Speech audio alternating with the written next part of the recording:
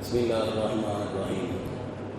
இன்னக மையித்துன் வ இன்னஹும் மையித்தூன் சும்ம இன்னக்கும் யௌமல் கியாமத்தி இன்த ரப்பிக்கும் தஹ்தஸிமூன்.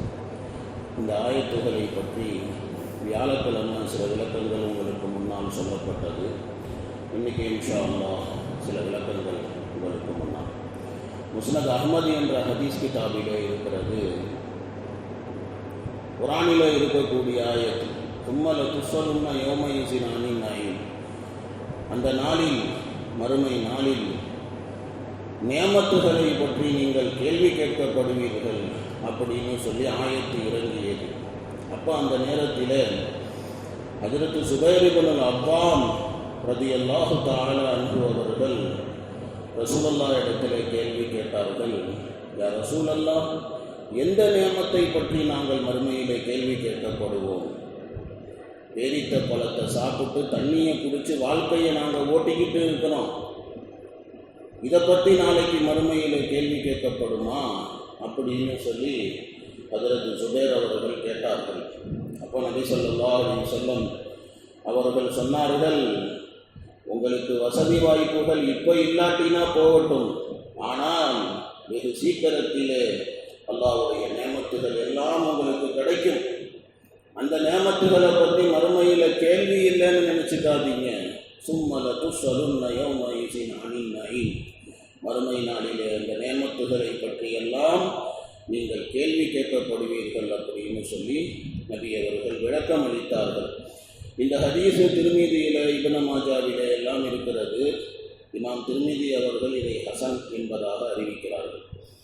முஸ்னதில் இருக்கக்கூடிய ஒரு அறிவிப்பு, ஹஜ்ரத் ஸுபைர் இப்னு அவ்வாம் ரலியல்லாஹு தஆலா அன்ஹு அவர்கள் இந்த ஆயத்து இறங்கிய போது இன்னக மையித்துன் வ இன்னஹும் மையித்தூன் சும்ம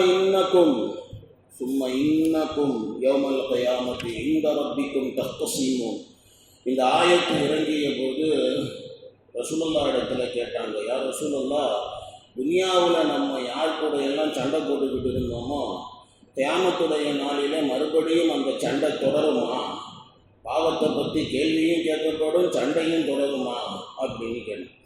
நபி அவர்கள் சொன்னாங்க, ஆமாம், கண்டிப்பாக இங்கே சண்டை போட்டவன் அங்கேயும் போய் சண்டை போடுவாங்க. ஆனால் ஒவ்வொரு மனிதனுக்கும் அவனுடைய ஹத்து அது பரிபூர்ணமாக அவனுக்கு கொடுக்கப்படும்.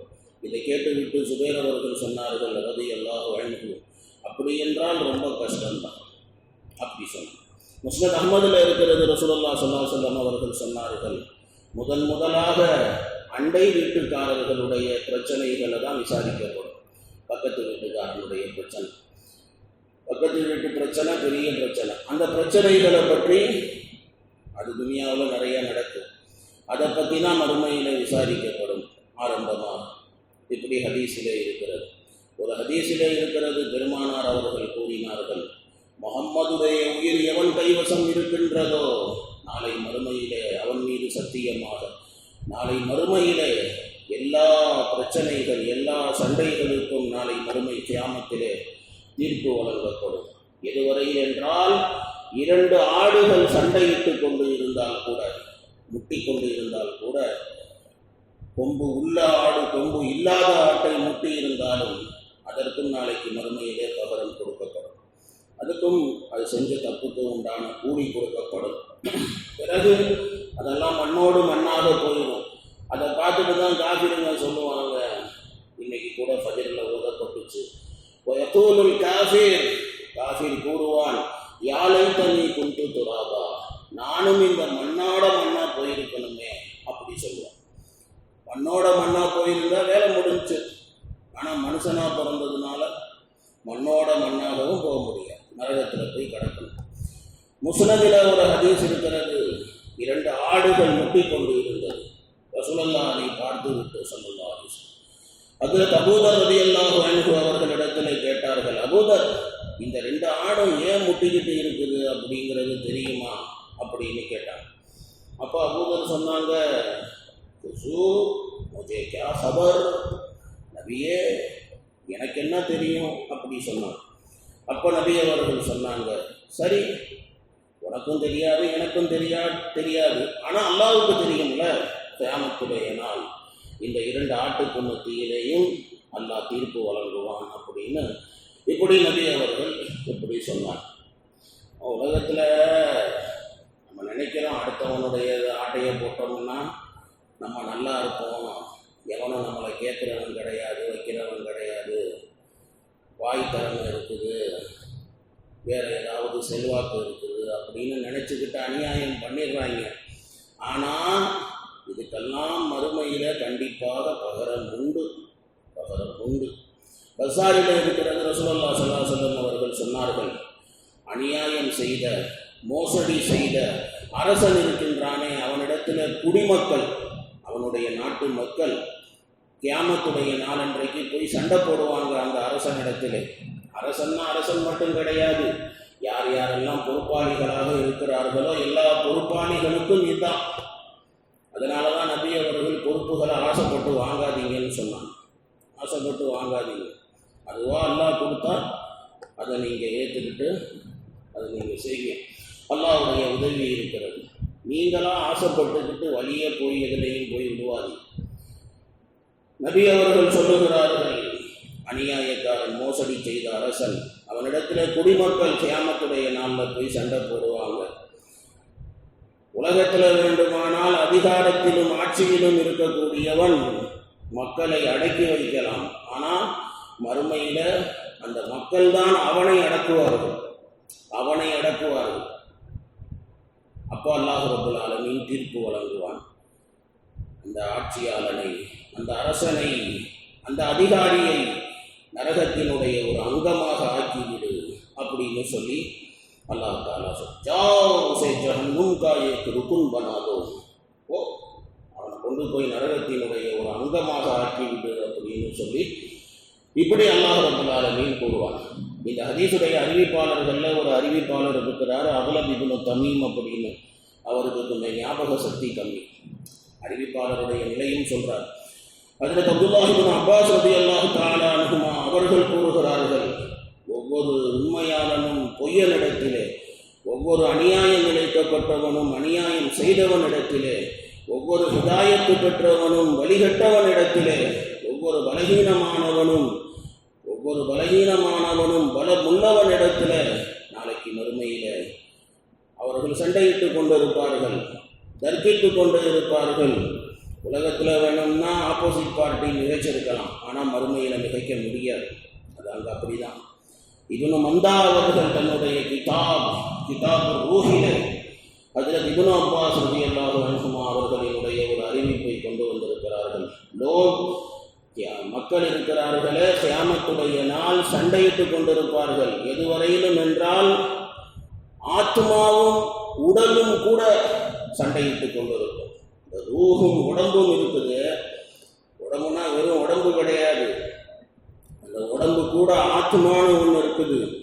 மரணம் அப்படிங்கிறது இந்த உடம்புக்குத்தானே தவிர ரூஹுக்கு கிடையாது. ரூஹு அது அல்லாஹ்வால் உருவாக்கப்பட்டது.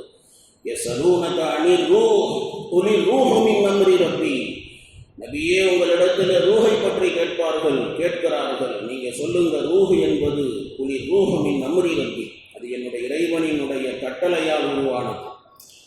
அதுதான் ஆத்மா. அந்த ஆத்மா, அந்த ரூஹு, அதுக்கு மௌத்து கிடையாது. அது உடம்பை விட்டு போயிருக்கு, மரணம் ஆகிவிட்டார், அவ்வளோதான். ஸோ அந்த உடம்பும் ஆத்மா ரூஹும் அதுவும் கூட மறுமையில் சண்டை போடும். இந்த ரூஹ் இருக்குத உடம்புக்கிட்ட சொல்லும், நீ தான் பாவம் செஞ்சுக்கிட்டே கடந்த அப்படின்னு சொல்லும். அப்போ உடம்பு திருப்பிக்கிட்டு ரூஹுக்கிட்ட சொல்லும், நீ விரும்பினதை தானே நான் பண்ணேன், நீ என்னத்தை விரும்பினியோ அதைத்தான் நான் பண்ணேன் அப்படின்னு இதுவும் அதுவும் சண்டை போடும். அப்போ ஒரு மலக்கு அதுக்கு மத்தியில் தீர்ப்பு வழங்குவார். அவர் எப்படி தீர்ப்பு வழங்குவார் அப்படின்னு சொன்னால், கேளுங்க, ஒரு கண்ணு தெரியாத மனிதன் இருக்கிறான், அவன் முடவனாகவும் இருக்கிறான், அவனால் நடக்க முடியாது, எங்கேயும் சுத்த முடியாது. இன்னொரு மனிதன் இருக்கிறான், அவன் குருடனாக இருக்கிறான், ஆனால் அவனுக்கு கால் கையெல்லாம் சலாமத்தாக இருக்குது, அவனால் நடக்க முடியும். இப்போ இந்த ரெண்டு பேரும் ஒரு தோட்டத்துக்குள்ளார போனாங்க. அப்போ இந்த முடவன் இருக்கிறானே, நொண்டி, கால் சரியில்லாதவன், அவன் இந்த குருடனிடத்தில் அவன் சொன்னான், அதாவது அந்த கால் சரியில்லாதவன் முடவன் இருக்கிறானே, அவன் வந்து குருடனிடத்தில் சொன்னான், ஏய் தம்பி, இந்த தோட்டத்துக்குள்ளார நிறைய பழமாக நிறைய கொத்து கொத்தா காய்ச்சி நிற்கிதுடா, உனக்கு கண்ணு தெரிய மாட்டேங்குது, எனக்கு கண்ணு தெரியுது, அதனால் நான் சொல்கிறேன், என்னால் நடந்து போய் பழமெல்லாம் பறிக்க முடியாது, ஆனால் உனக்கு கால் இருக்குது, நீ பறிக்கலாம் அப்படின்னு சொல்லி அவன் சொன்னான். அப்போ அந்த குருடன் சொன்னானா, சரி பாரு, எனக்கு கண்ணு தெரியாது, ஆனால் எனக்கு கை கால் நல்லா இருக்கு, நீ என் தோளில் ஏறிக்கோ, உனக்கு கண்ணு தெரியும், எனக்கு கால் நல்லா இருக்கு, நீ எங்கே போகணும்னு சொல்றியோ நான் அங்கே போகிறேன், உன்னைய தூக்கிக்கிட்டு தேவையான பழத்தை பறி அப்படின்னு சொல்லி இப்படி 2 பேரும் பிளான் பண்ணிக்கிட்டு போய் பழமெல்லாம் திருட்டு பயலுக போய் இப்படியே திருடுனாங்க, பறித்து திருடுனாங்க. எவ்வளோ தேவையோ அவ்வளோ பறிச்சுக்கிட்டாங்க. இப்போ அந்த மலக்கு இந்த உதாரணத்தை சொல்லிட்டு அந்த மலக்கு கேட்டாராம், இப்போ இந்த 2 பேர்த்துல எவன் குற்றவாளி? இந்தோனோமே முஜலிம் போன, இந்த 2 பேர்த்துல யாருப்பா குற்றவாளி அப்படின்னு. அப்போ உடம்பும் சரி ரூஹும் சரி ரெண்டுமே பதில் சொல்லுமா, 2 பேருமே தான் குற்றவாளி அப்படி. கண்ணு தெரியாதவனும் குற்றவாளி தான், அந்த கால் சரியில்லாத முடவன் அவனும் குற்றவாளி தான், 2 பேரும் திருட்டு பயலுக தான், 2 பேருமே திருடி தான் இருக்காங்க அப்படி. இப்போ மலக்கு சொன்னாரா, உங்களுக்கு உண்டான தீர்ப்பை நீங்களே பண்ணிட்டீங்க. உடம்பு என்பது அது ஒரு வாகனம், அந்த வாகனத்தில் ஆத்மா என்பது அது சவாரி செய்கிறது. உடம்புல வந்து ஆத்மா அந்த ரூஹு சவாரி செய்கிறது, அவ்வளோதான். பலூனுக்குள்ளார காற்றை நட்டி வைக்கிற மாதிரி இது பலூன், அந்த பலூனுக்குள்ளார காற்று மாதிரி அந்த ஆத்மா அந்த ரூஹு என்பது அடங்கி இருக்கிறது. இப்போ குற்றவாளி இதுவா அதுவான்னு சொல்லி சண்டை போட்டுக்கிறீங்களே, 2 பேருமே குற்றவாளி அப்படி சொல்லி மலக்கு என்ன பண்ணுவார், இந்த மாதிரி தீர்ப்பு வழங்குவார். இப்போ நபி ஹாத்திமிலே இருக்கிறது, அதில் அப்துல்லாஹ் இப்னு உமர் ரலியல்லாஹு தஆலா அன்ஹுமா அவர்கள் கூறுகிறார்கள், இந்த ஆயத்து இறங்கிய போது எங்களுக்கெல்லாம் ரொம்ப ஆச்சரியமாக இருந்தது.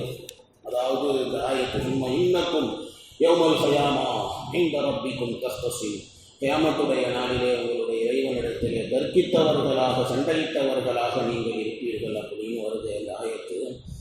இது வந்தப்போ ரொம்ப ஆச்சரியமாக நாங்கள் இருந்தோம். எங்களுக்கும் வேதக்காரர்களுக்கும் மத்தியில் எந்த விதமான பிரச்சனைகளும் இல்லையே, கியாமத்துடைய நாளில் யார் கூட சண்டை போட்டுக்கிட்டு இருக்கோம். அதுக்கப்புறம் தான் தெரிஞ்சிச்சு, குழப்பங்களுடைய காலங்கள் உருவானதற்கு அப்புறம் நாங்கள் விளங்கி கொண்டோம், சண்டைகள் அங்கேயும் நடக்கும் மறுமையிலே. அல்லாஹ் தான் அதுக்கெல்லாம் தீர்ப்பு வழங்கும். சண்டைகள் நடக்கும், இந்த உம்மத்தில் சண்டைக்கு குறைச்சலே கிடையாது. நாயகம் ஸல்லல்லாஹு அலைஹி வஸல்லம் அவர்கள் அல்லாஹ் கிட்ட துவா செஞ்சும் அந்த துவா கபூல் ஆகலை. உம்மத்துக்குள்ளார பிரிவினைகள் ஏற்படக்கூடாது, சண்டைகள் ஏற்படக்கூடாது. உம்மத்தில் ஒற்றுமை எங்கே இருக்குது? உம்மத்தை முஸ்லீமாவில் ஒற்றுமை இருந்துச்சுன்னு சொன்னால் முழு உலகத்திலேயும் முஸ்லீம்களை தாண்டிய ஒரு சூப்பர் பவர் கிடையவே கிடையாது. ஆனால் அந்த பயிர்கள் என்ன பண்ணுறாங்க, சண்டை போட்டு. இது இவங்க நசீபு, அல்லாஹ் இவங்க நசீபு. இது இப்படித்தான்.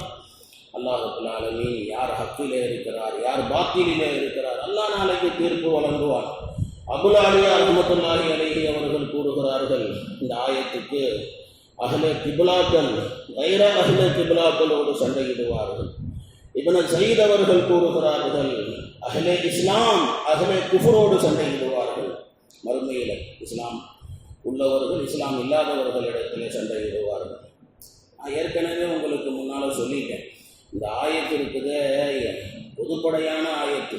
சும்மா இன்னக்கும் யௌமல் கயாமா இன்த ரப்பிக்கும் தஸ்தஸீம், பொதுப்படையான ஆயத்து. அதனால் இதில் நம்ம பல கருத்துக்களை இதுக்குள்ளார கொண்டு வரணும், பல கருத்துக்கள் இதுக்குள்ளார வரும். அதுக்கு மேலே அல்லாஹ்வுக்கு வெளிச்சம்.